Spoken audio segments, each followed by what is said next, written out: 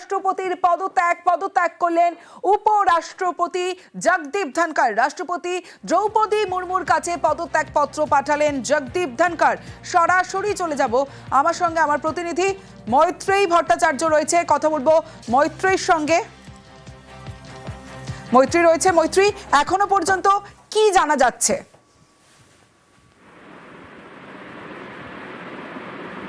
দেখো, এখনো পর্যন্ত জগদীপ ধনখড় বা তার যারা ক্লোজ অ্যাসোসিয়েটস তাদের তরফ থেকে কিন্তু তার পদত্যাগ নিয়ে আর কোনো রকম কোনো বয়ান সামনে আসেনি। জগদীপ ধনখড় তিনি তার সমাজ মাধ্যমে তার ভাইস প্রেসিডেন্ট যে হ্যান্ডেল রয়েছে এক্স হ্যান্ডেলে, সেখানেই তিনি 9:27 নাগাদ তিনি পোস্ট করেন, যেখানে তার পদত্যাগপত্র পোস্ট করে তিনি জানান এবং সেই পদত্যাগপত্রে উল্লেখ করা হয় তার শারীরিক অসুস্থতার কারণে তিনি এবং তাকে যে মেডিকেল অ্যাডভাইস করা হয়েছে সেই মেডিকেল অ্যাডভাইসের কথা মাথায় রেখে জগদীপ ধনখড় তিনি পদত্যাগ করছেন এবং উইথ ইমিডিয়েট এফেক্ট। এবং একই সঙ্গে রাষ্ট্রপতি দ্রৌপদী মুর্মু এবং প্রধানমন্ত্রী নরেন্দ্র মোদী সহ কাউন্সিল অফ মিনিস্টার্সদেরকে তিনি ধন্যবাদ জানিয়েছেন। তার যে জার্নি, সেই জার্নিতে তিনি অনেক কিছু শিখেছেন এবং তার এই গত প্রায় 3 বছরের যে জার্নি, সেই জার্নিতে তাকে সহযোগিতা করার জন্য সব রকম ভাবে এবার এই যে তার পদত্যাগপত্র এবং সেই পদত্যাগপত্রকে ঘিরে কিন্তু বেশ কিছু প্রশ্ন উঠতে শুরু করে দিয়েছে।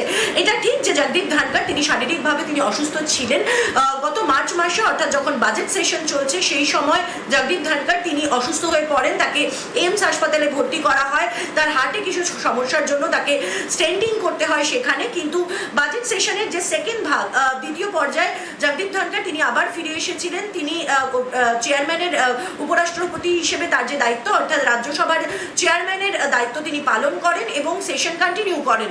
তারপরে যে দীর্ঘ কয়েক মাসের বিরতি ছিল, সেই সময়ও কিন্তু দেখা যায় উপরাষ্ট্রপতিকে তার একাধিক অফিসিয়াল ট্যুরে যেতে এবং সেখানে গিয়ে তার উপরাষ্ট্রপতি হিসেবে তার যে দায়িত্ব, সেই দায়িত্ব তিনি পালন করেছেন। আজকে 21 তারিখ যখন বাদল অধিবেশনের প্রথম দিন, সেই দিনও কিন্তু উপরাষ্ট্রপতি জগদীপ ধনখড় তিনি চেয়ারম্যানের আসনে ছিলেন। তিনি একেবারে সেশন শুরু হওয়ার সময় তিনি সমস্ত শাসক বিরোধী দুই পক্ষকেই রাজ্যসভায় তিনি তার বক্তব্য রাখেন এবং গোটা যে প্রসিডিংস রয়েছে সেই প্রসিডিংস কন্টিনিউ করেন। তারপরে রাত্রিবেলায় তার শারীরিক অবস্থার ক্ষেত্রে তার শারীরিক কোনো সমস্যা দেখা দিয়েছিল কিনা সে বিষয়েও কিন্তু কোনো আলাদা আপডেট সন্ধে পর্যন্ত আমাদের কাছে ছিল না। তারপরে রাত 9:30টার সময় তার এই পদত্যাগপত্র আসা। একদিক থেকে তিনি যখন উল্লেখ করেছেন যে তার শারীরিক সমস্যার কথা, তিনি 74 বছরের জগদীপ ধনখড় তিনি শারীরিক সমস্যায় ভুগছিলেন এমন উল্লেখ করা হয়েছে তার পদত্যাগপত্রে। সেই বিষয়ে যখন রয়েছে, তার সঙ্গে সঙ্গে কিন্তু আরও প্রশ্ন উঠছে যে জগদীপ ধনখড়ের এই পদত্যাগ দেওয়ার পেছনে অন্য কোনো কারণ রয়েছে কিনা। তোমাকে প্রসঙ্গত দুটো জিনিস জানিয়ে রাখতে চাইবো। জগদীপ ধনখড় তিনি 2022 সালের অগস্ট মাসে 11ই অগস্ট তিনি শপথ গ্রহণ করেছিলেন এবং জগদীপ ধনখড়ই প্রথম উপরাষ্ট্রপতি যার বিরুদ্ধে কিন্তু বিরোধীরা ইমপিচমেন্টের প্রস্তাব এনেছিল। গত বছর ডিসেম্বরে, অর্থাৎ 2024-এর ডিসেম্বর মাসে যখন শীতকালীন অধিবেশন চলছে, সেই সময় আমরা দেখেছিলাম জগদীপ ধনখড়ের বিরুদ্ধে বিরোধীরা একজোট হয়ে ইমপিচমেন্ট মোশন এনেছিল, যদিও শাসক পক্ষের তরফ থেকে সেই ইমপিচমেন্ট মোশন খারিজ করে দেওয়া হয়।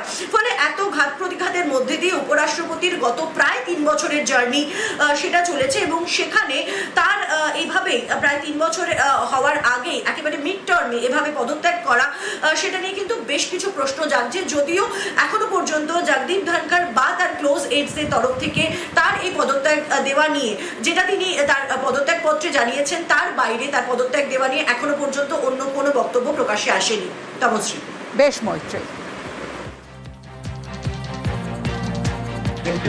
জগদীপ ধনখড় অসুস্থ ছিলেন, এর আগেও হসপিটালাইজড হয়েছিলেন, আমি এটুকু জানি। আমি হয়তো উনি কি মনে করেছেন জানি না, মানুষ শরীর যেন ভালো থাকে। যতই আমরা রাজনীতি থাকি, সমালোচনা করি, যাই করি, কিন্তু যদি অসুস্থতার কারণ দেখায় এবং সেই কারণটা যদি সত্য হয়ে থাকে তাহলে তো অন্য কিছু ব্যাখ্যা করার নেই।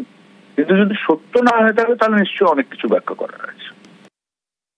অসুস্থ যদি হয়ে থাকেন তো স্বাভাবিকভাবে নিশ্চয়ই নিজের কাজ তিনি করতে পারছিলেন না। আর উনি তো খুব ভালো একজন অ্যাডমিনিস্ট্রেটর, তো স্বাভাবিকভাবে তিনি কাজ করতে পারবেন না, অথচ পদে বসে থাকবেন, এই ধরনের লোক নন উনি।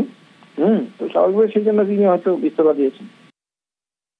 কি ধরনের শারীরিক অসুবিধা আমার জানা নেই, মাঝখানে মাথা টাথা ঘুরে গেছিল, বাকি তো সুস্থ সবলই লাগছিল। ভেতরে কি হয়েছে, এটা একটা বিরল ঘটনা তো বটেই, অস্বীকার করার কিছু নেই।